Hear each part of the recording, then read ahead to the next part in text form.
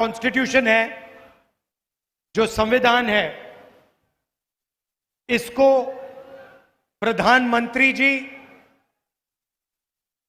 BJP के नेता, RSS के लोग खत्म करना चाहते हैं, बदलना चाहते हैं। एक तरफ वो कॉन्स्टिट्यूशन को खत्म करने में लगे हैं और दूसरी तरफ कांग्रेस पार्टी इसको बचाने की कोशिश कर रही है।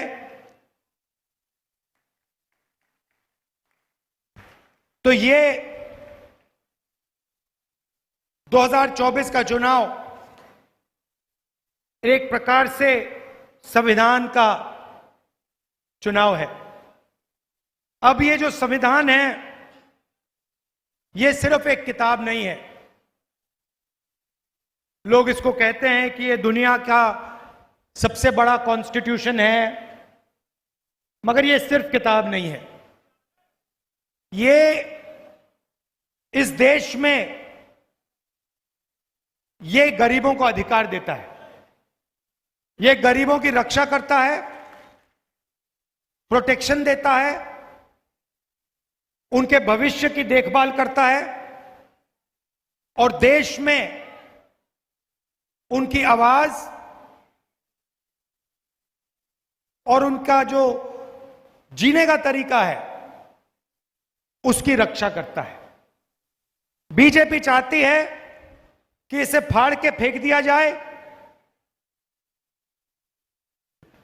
और राज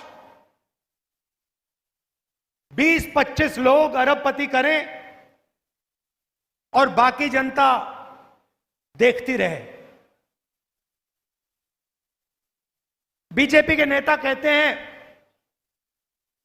एक नहीं अनेक ने कहा है कि हमारी सरकार बनेगी तो इस बार हम कॉन्स्टिट्यूशन को, संविधान को खत्म कर देंगे। दूसरे नेता कहते हैं कि रिजर्वेशन को खत्म कर देंगे। देखिए,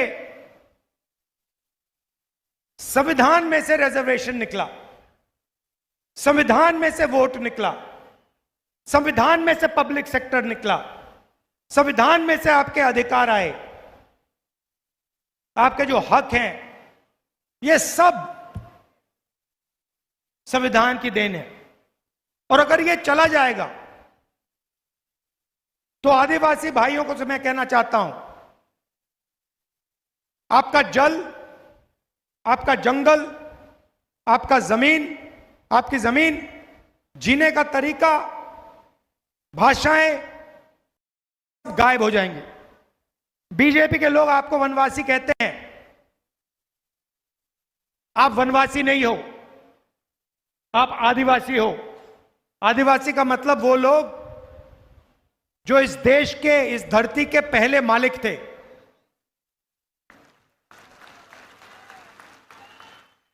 और ये चाहते हैं, आपको वनवासी कहते हैं और चाहते हैं कि भैया आपका जंगल गायब हो जाए, जमीन चले जाए, जल चले जाए और आप बाकी प्रदेशों में जाके सड़कों पे भीख मांगो।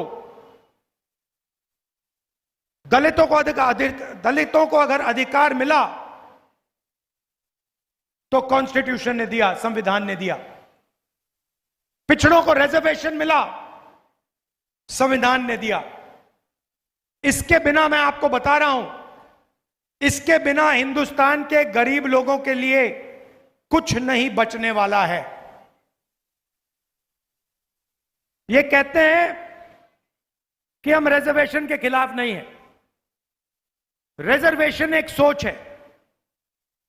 रिजर्वेशन का मतलब हिंदुस्तान के पिछड़ों को, दलितों को, आदिवासियों को देश में भागीदारी मिलनी चाहिए।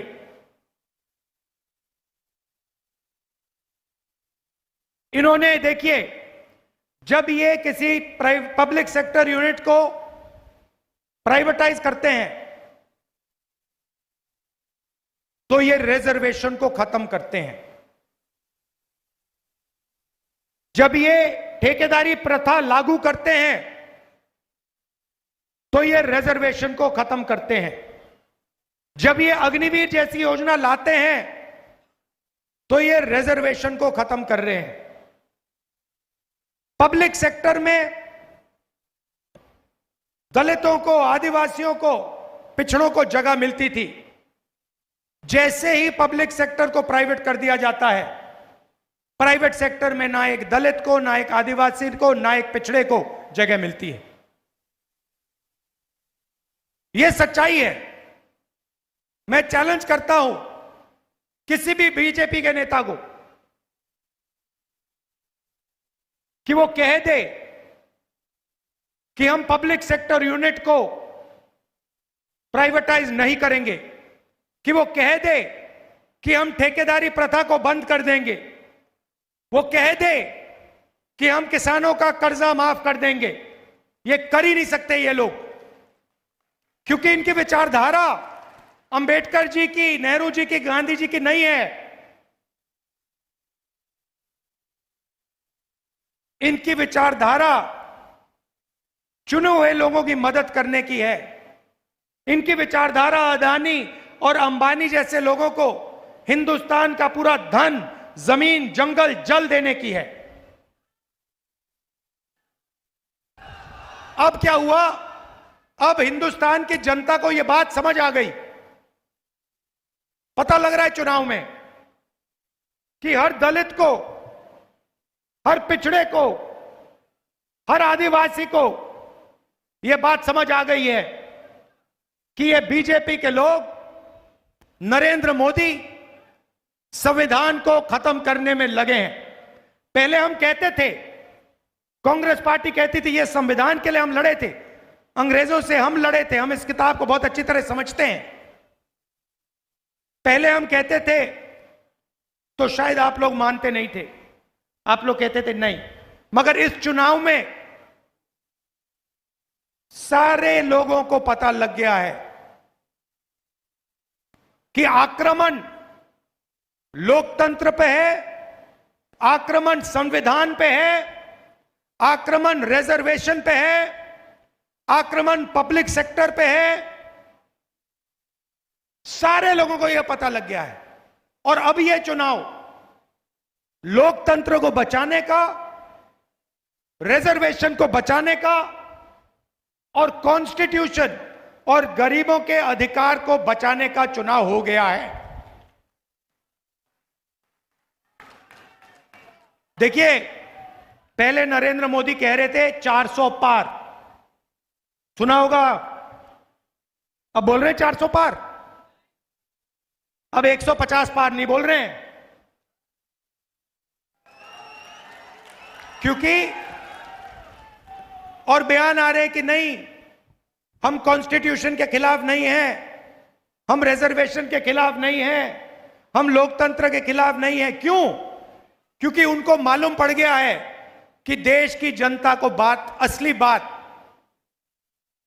नब्ज पकड़ ली है देश की जनता ने कि ये लोग कॉन्स्टिट्यूशन को, गरीबों के अधिकार को जड़ से खोदकर फेंकना चाहते हैं। और मैं आप और आप सब मिलकर देश के दलित, आदिवासी, पिछड़े, गरीब, जनरल कास्ट के लोग, माइनॉरिटीज के लोग मिलकर इस किताब का, इस कॉन्स्टिट्यूशन का रक्षा करने जा रहे हैं। इसको कोई रद्द नहीं कर सकता, इसको कोई खत्म नहीं कर सकता, कोई शक्ति नहीं पैदा हुई है दुनिया में, हिंदुस्तान में छोड़ो, नरेंद्र मोदी छोड़ो, दुनिया में कोई शक्ति नहीं है जो इसको रद्द कर सके, इसको फाड़ के फेंक सके। अब सवाल उठता है, इन्होंने 22 लोगों को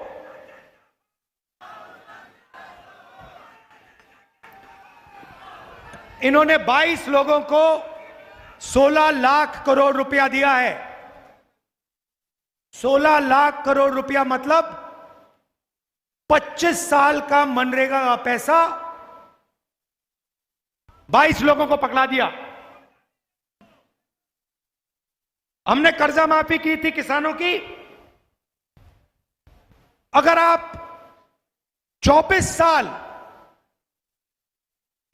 साल हर साल हिंदुस्तान के सब किसानों का कर्जा माफ करो तो 16 लाख करोड़ रुपए बनता है। आप समझिए, 25 साल का मनरेगा पैसा इन्होंने माफ करके अरबपतियों को पकड़ा दिया। हालत यह बनी है कि 22 लोगों के पास उतना ही धन है जितना हिंदुस्तान के 70 करोड़ लोगों के पास है। 1% हिंदुस्तान का 1% 40% धन को कंट्रोल करता है। यह नरेंद्र मोदी जी के देन है। पब्लिक सेक्टर के यूनिट प्राइवेटाइज करते जाते हैं, रेलवेज को प्राइवेटाइज करने की कोशिश कर रहे हैं। आप समझो कितने लोगों को यह बेरोजगार बनाएंगे, कितने लोगों से ये रिजर्वेशन छीनेंगे, कितने दलितों को, पिछड़ों को, आदिवासियों की जिंदगी ये बर्बाद करेंगे। ये लगे हुए हैं। जितना भी पैसा है सारा का सारा वही 20-25 लोगों को। जीएसटी आप देते हो। आदिवासी युवा शर्ट खरीदता है, 500 रुपए की शर्ट खरीदता है, जितनी जीएसटी वो देता है उतनी जीएसटी अदानी देता है। 18% अदानी देता है, 18% आदिवासी युवा देता है।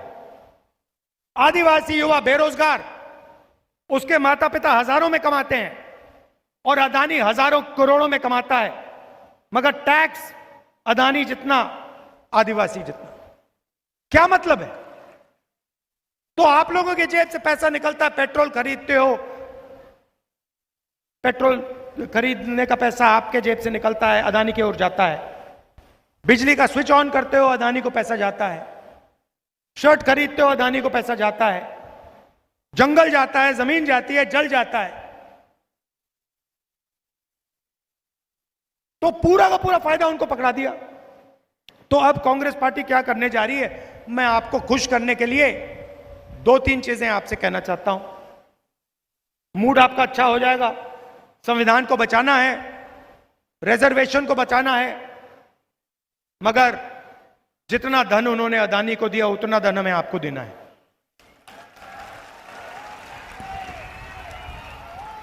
उन्होंने 20-22 अरबपति बनाए, हम करोड़ों लाखपति बनाने जा रहे हैं। अब पूरा देश जानता है कि 21वीं सदी में महिलाएं और पुरुष दोनों जॉब करती हैं, मजदूरी करती हैं। पुरुष 10 घंटे काम करता है, महिला भी 10 घंटे काम करती है, और फिर महिला घर जाकर 8 घंटे और काम करती है। यह शायद बात पुरुषों को अच्छी नहीं लगे, मगर ये आपसे दुगना काम करती हैं। आप 8 घंटे करते हो, 10 घंटे करते हो, ये 16 घंटे करते हैं। और ये हिंदुस्तान के भविष्य, हमारे बच्चों की देखभाल करती हैं। ये आपको भोजन पका के देती हैं। मगर जो ये घर में 8 घंटे काम करती हैं, उसके लिए इनको 1 रुपया नहीं मिलता। सही बात? कभी नहीं मिला ना आपको? तो कांग्रेस पार्टी अब एक नई योजना लाई है, महालक्ष्मी योजना। हिंदुस्तान के गरीब परिवारों की लिस्ट बनेगी। करोड़ों परिवार हैं, सबकी लिस्ट बनेगी। हर परिवार में से एक महिला का नाम चुना जाएगा।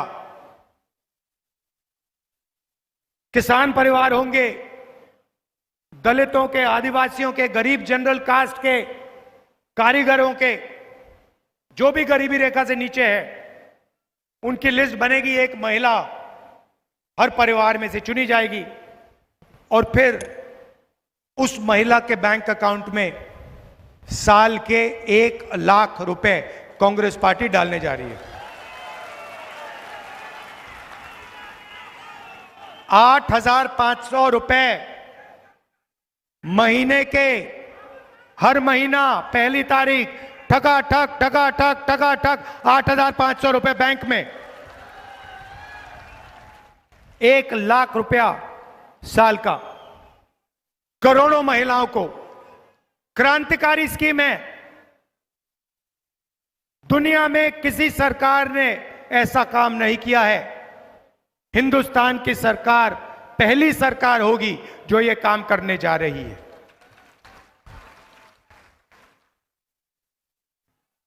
नरेंद्र मोदी जी ने युवाओं को बहुत तंग किया। नोटबंदी, जीएसटी, इतनी बेरोजगारी हो गई है आज। 45 साल हिंदुस्तान में इतनी बेरोजगारी नहीं। अब युवा कह रहे हैं कि हमारे लिए क्या होगा, मैं आपको बताने आया हूं। अदानी जैसे लोगों का बेटा बेटी टेम्पररी जॉब करते हैं। रोजगार पाने से पहले वो अपने माता पिता के कंपनी में काम करते हैं। 6 महीने 1 साल की अप्रेंटिसशिप होती है, ट्रेनिंग होती है, उनको जेब में पैसा मिलता है।